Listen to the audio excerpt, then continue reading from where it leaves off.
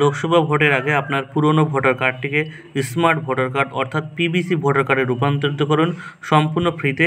একদম সিম্পল প্রসেসে আপনি বাড়িতে বসে আপনার মোবাইলের মাধ্যমে এটা আপনি আবেদন করতে পারবেন। আপনার কোনো ডকুমেন্টস আপলোড করতে হবে না, কোনো ঝামেলা নেই।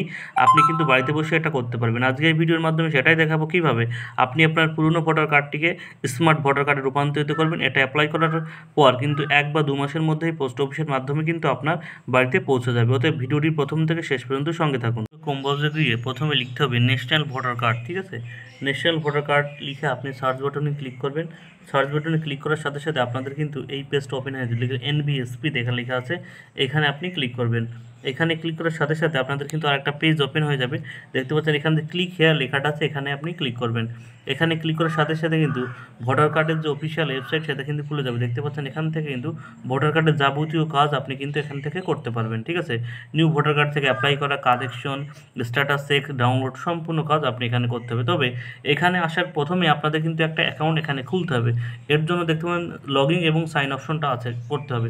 যেহেতু যাদের অ্যাকাউন্ট খোলা আছে তাদের অলরেডি, তাদের কিন্তু লগ ইন করে নিয়ে আপনি পাসওয়ার্ড বা আপনার নামটা দিয়ে আপনার নামটা এবং পাসওয়ার্ড দিয়ে কিন্তু লগ ইন করে নিতে পারবেন। যাদের কিন্তু আইডি খোলা নেই তাদের কিন্তু সাইন আপ যে অপশনটা আছে দেখতে পাচ্ছেন, এখানে যে সাইন আপ অপশন আছে এখানে কিন্তু ক্লিক করে আপনার কিন্তু নিউ একটা অ্যাকাউন্ট খুলে নিতে হবে। দেখতে পাচ্ছেন এখানে প্রথমে নিউ অ্যাকাউন্ট খুলতে হলে আপনাকে ফোন নাম্বার দিতে হবে এবং ফোন নাম্বার দেওয়ার পর এখানে যে ক্যাপচার কোডটা আছে, ক্যাপচার কোডে ক্লিক করার পর এখানে যে কন্টিনিউ অপশন আছে, কন্টিনিউ অপশনে ক্লিক করার সাথে সাথে কিন্তু আপনার একটা নতুন অ্যাকাউন্ট খুলে যাবে। লগ ইন হয়ে গেলে দেখতে পাচ্ছেন এখানে কিন্তু সাইন আপ বা লগ ইন অপশনটা নেই। এখানে যে আইডিতে আমি নামটা খুলেছি সেই নামটা কিন্তু এখানে দেখাচ্ছে, আপনাদের কিন্তু তাই দেখাবে, ঠিক আছে।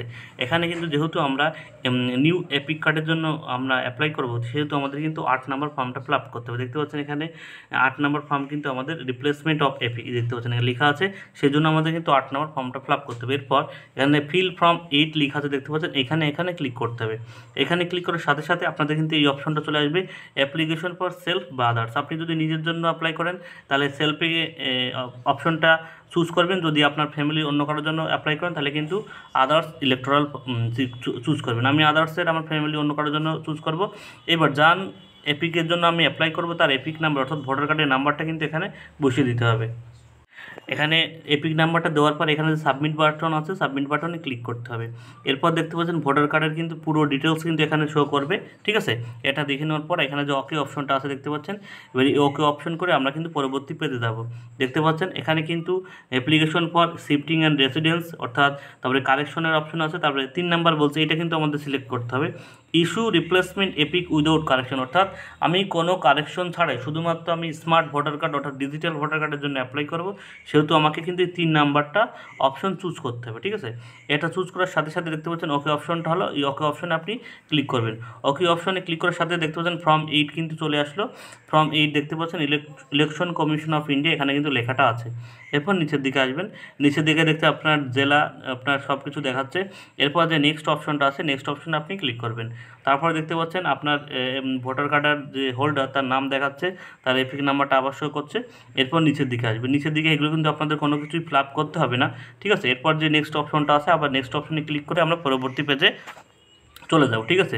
দেখতে পাচ্ছেন এখানে 3টে অপশন আসছে। লস্ট অর্থাৎ আপনি যদি আপনার ভোটার কার্ডটা হারিয়ে থাকেন তাহলে কিন্তু এখানে যদি আপনি চুজ করেন তাহলে কিন্তু দেখতে পাচ্ছেন ভোটার কার্ড হারিয়ে যাওয়ার পর এখানে দেখেন আপলোডের একটা অপশন আছে, অর্থাৎ আপনাকে যে থানায় জিডি করতে হয় সেটা কিন্তু এখানে আপনাকে ফিল করতে হবে। থানায় জিডি করার পর যে জিডি কপিটা আপনি পাবেন, ঠিক আছে।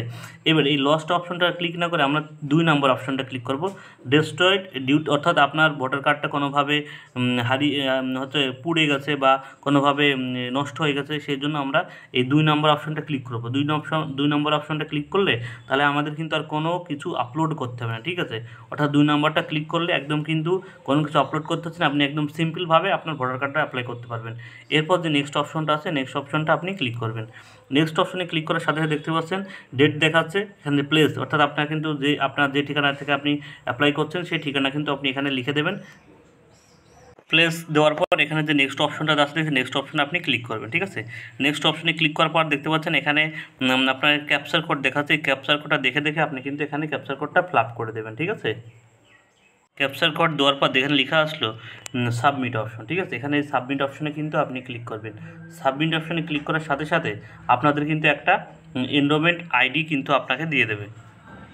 সাবমিট অপশন দেওয়ার পর দেখতে পাচ্ছেন ফর্ম 8 নম্বর কিন্তু ফিল আপ হয়ে গেল। ঠিক আছে, আপনি সব কিছু দেখে নেবেন আপনার ফর্মটা, এরপর নিচের দিকে আসবেন। নিচের দিকে আসার পর দেখেন যে সাবমিট বাটন আছে, সাবমিট বাটনে ক্লিক করার সাথে সাথে আপনাদের কিন্তু একটা এনরোলমেন্ট আইডি কিন্তু দিয়ে দেবে। ঠিক আছে, দেখতে পাচ্ছেন এখানে কিন্তু একটা এনরোলমেন্ট আইডি দেখতে পাচ্ছেন। এই আইডি দিয়ে কিন্তু আপনি আপনার স্ট্যাটাস চেক করতে পারবেন আপনার ভোটার কার্ডটা হয়েছে কি বা হয়নি। ঠিক আছে, এইভাবেই কিন্তু অ্যাপ্লাই করলে একদম ফ্রি কোনো টাকা পয়সা ছাড়াই আপনার কিন্তু নতুন ইপিক অর্থাৎ পিভিসি ভোটার কার্ড কিন্তু আপনার বাড়িতে 1 মাস বা 2 মাসের মধ্যে কিন্তু বাড়িতে পৌঁছে যাবে। ভিডিওটি ভালো লাগলে অবশ্যই একটা লাইক কমেন্ট শেয়ার করবেন এবং আমার চ্যানেলে নতুন হয়ে থাকলে নতুন নতুন আপডেট পাওয়ার জন্য অবশ্যই চ্যানেলটা সাবস্ক্রাইব করে রাখবেন।